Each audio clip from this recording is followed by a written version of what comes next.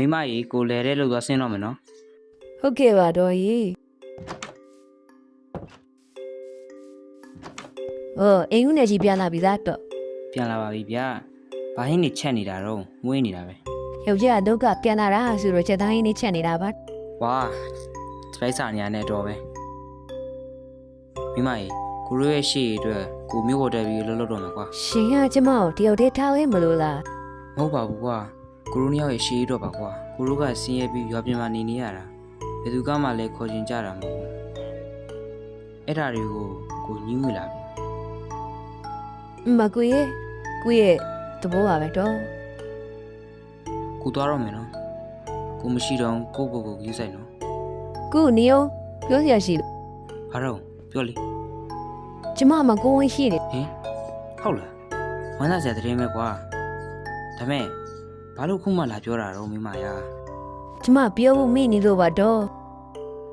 ကဲကိုဝင်ရှိတယ်ဆိုတော့လေကိုမသွားတော့ဘူးနော်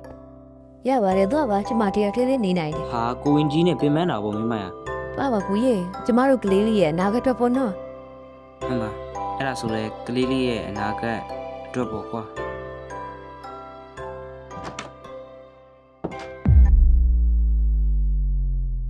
အဲ့လေမင်းတို့တရင်ကြားလား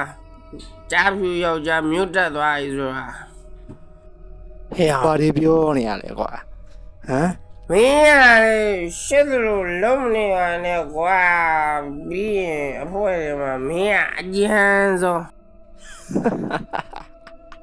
မင်းတို့ခေါင်းနေချရုံလာမြောက်နေပြန်ပြီတောက်စရာရှက်တော့စမ်းပါကွာဒီမရစမ်းပါနဲ့ဟာဘဒူလေးလေလို့ကြားဖြူပါလားကွာယောက်ျားကမြို့တက်သွားပြီဆိုတော့တယောက်တည်းပုံမဲနေတော့မှာပဲအခုတလောညာညာဆိုအရန်ချမ်းလာတယ်နော်ဒီတော့ဖတ်ထားပြီပေါ်လေးပါလေးမလို့လာကြပြီရဲ့ ဟဲ့နေတို့နေအောင်မင်းကတည်းကဒီလိုပြောနေတာမရှောက်ဘူးလားဟမ်တနာယူအောင်လေရဲ့ ဟာကြားဖြူလေးရတယ်ကွာအဲ့လိုမပြောပါနဲ့ နေတို့ဒီနေ့နဲ့တောက်ဆန်းမူးယူလားမရှောက်ဘူးလားနေတို့ခုံလေးစကားပြောရတာလေအခုလိုများပါတယ် ကောင်မနင်းနဲ့ငါနဲ့နောက်မှတွေ့မယ်ရောက်နေလာသွားမယ်ရောက်